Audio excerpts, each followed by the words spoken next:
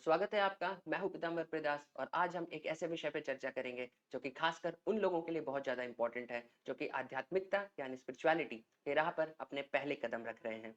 Does God really exist? क्या भगवान के अस्तित्व का हमारे पास कोई सॉलिड प्रूफ है? तो proofs of God's existence can be of four types: teleological proofs, scriptural proofs, scientific proofs and logical proofs. तो आज के इस वीडियो में हम सबसे पहला यानी टेलियोलॉजिकल प्रूफ्स पे अपना डिस्कशन करेंगे। तो सबसे पहले हमें ये जान लेना चाहिए कि what is teleology. So teleology is the branch of science that deals with study of evidences of design in nature. यानी अगर आप नेचर को टेलियोलॉजिकल व्यू पॉइंट से ऑब्जर्व करते हैं तो आप नेचर में डिजाइन के बहुत सारे एविडेंसेस पाएंगे। अब ये एविडेंसेस भगवान के अस्तित्व को कैसे साबित करते हैं, ये हम आज के इस वीडियो में डिस्कस करेंगे। अब हमें यह भी जानना चाहिए कि what are the limitations of teleology.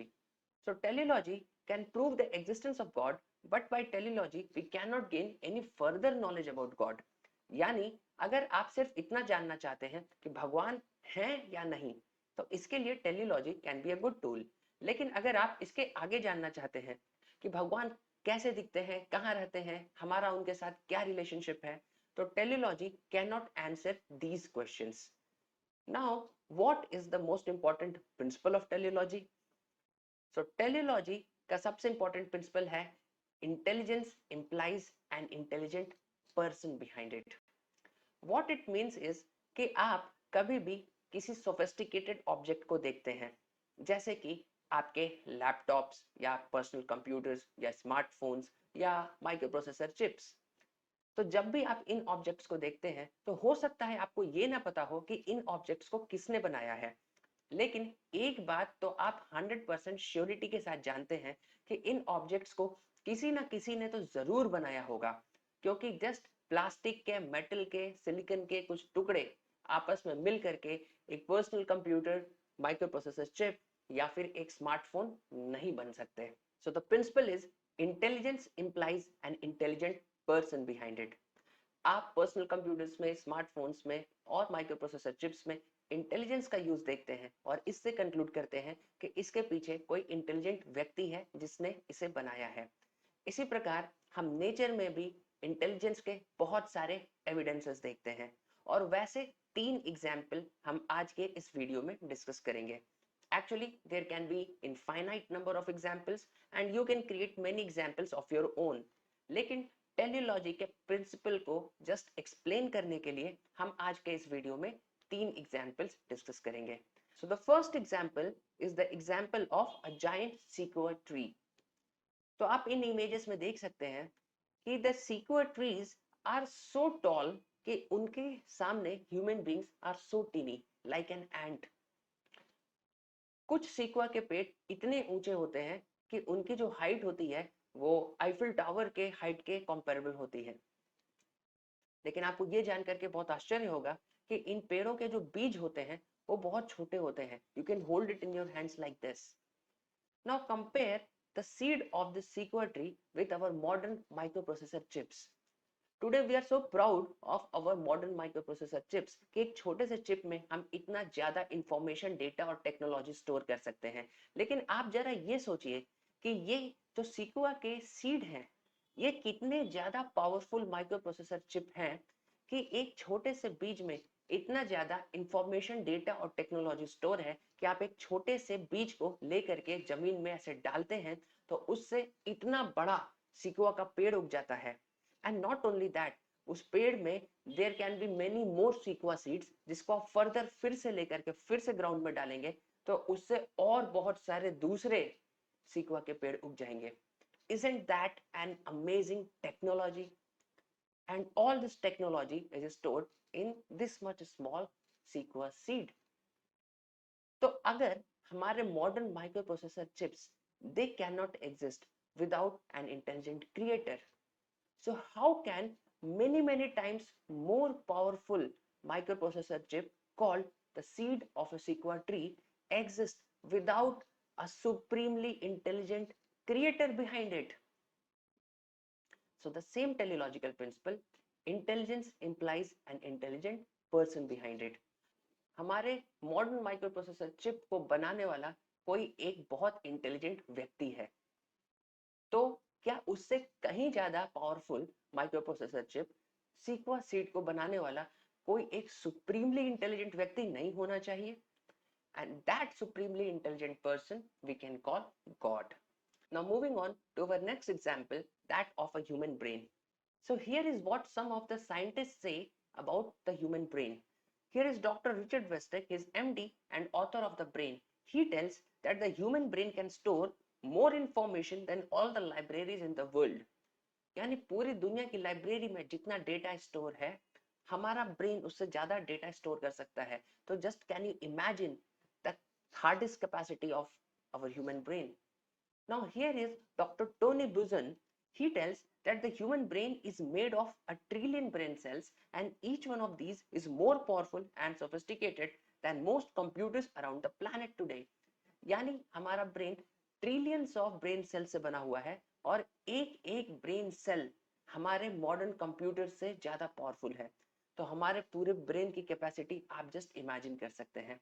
अब आप हमारे ह्यूमन ब्रेन को हमारे मॉडर्न कंप्यूटर्स से कंपेयर करके देखिए. हमारे modern computers they can not exist without an intelligent creator.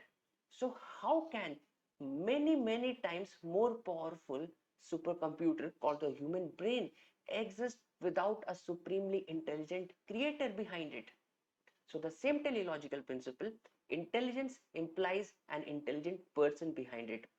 अगर हमारे मॉडर्न कंप्यूटर्स को बनाने के पीछे कितने सारे लोगों का इंटेलिजेंस इन्वॉल्व है, तो क्या हमारे ह्यूमन ब्रेन को, जो कि many times more powerful super computer है, उसे बनाने के पीछे किसी सुप्रीमली इंटेलिजेंट व्यक्ति का सुप्रीम इंटेलिजेंस इन्वॉल्व नहीं होगा?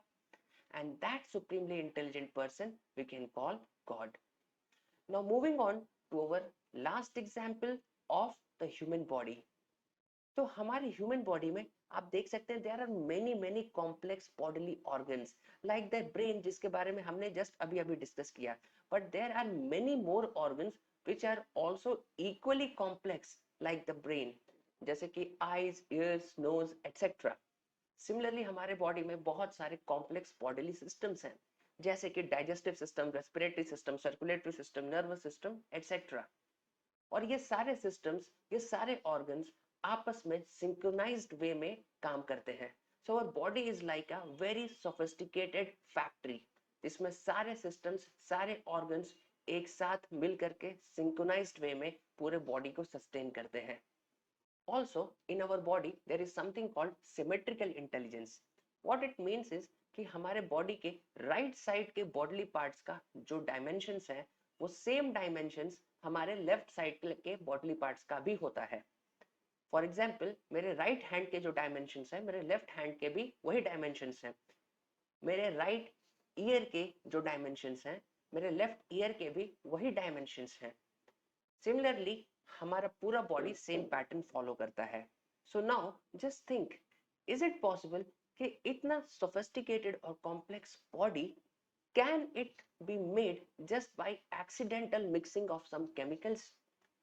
क्या इस बॉडी को बनाने के पीछे किसी सुप्रीमली इंटेलिजेंट व्यक्ति का इंटेलिजेंस इन्वॉल्व नहीं होना चाहिए? So the same teleological principle, intelligence implies an intelligent person behind it. Now we can apply the same logic even on animal bodies and the plant bodies, and this is the homework which you can do. So now let's summarize the teleological viewpoints. According to teleology, artistry implies an artist behind it, beautiful organization implies an organizer behind it, creation implies a creator behind it, design implies a designer behind it, energy implies an energetic person behind it, and flawless laws implies a lawmaker behind it. For example, अगर मान लीजिए आपका school, office या college सुबह 9 बजे खुलता है, तो हो सकता है कि आपको ये ना पता हो कि इस रूल को किसने बनाया कि मेरा कॉलेज सुबह 9 बजे खुलता है. लेकिन किसी ना किसी ने तो ये रूल को जरूर बनाया होगा, क्योंकि ये रूल बिना किसी को बनाए अपने आप एग्जिस्ट नहीं कर सकता. सिमिलरली हम नेचर को भी देखते हैं कि it follows certain fixed rules. Every day the sun rises at a fixed time and sets at a fixed time. The seasons वो regular pattern में आते हैं और जाते हैं. So all these rules जो nature follow करता है, is it not logical to conclude that there must be some intelligent lawmaker who has made these rules in such a way which is suitable for our existence on this planet? So there can be many more examples of teleology apart from all the things that we discussed today. And using these principles, आप अपने खुद के भी बहुत सारे examples create कर सकते हैं अगर आप नेचर को टेलीलॉजिकल व्यू पॉइंट से ऑब्जर्व करें. तो आज हमने सबसे पहले यानी टेलीलॉजिकल प्रूफ्स के बारे में डिस्कशन किया, जिसके कि बहुत सारे लिमिटेशंस हैं, but there are further many more proofs of God's existence, जिसको कि हम अपने अपकमिंग वीडियोस में डिस्कस करेंगे. आज के लिए इतना ही. Thank you very much. Shrila Prabhupada की जय.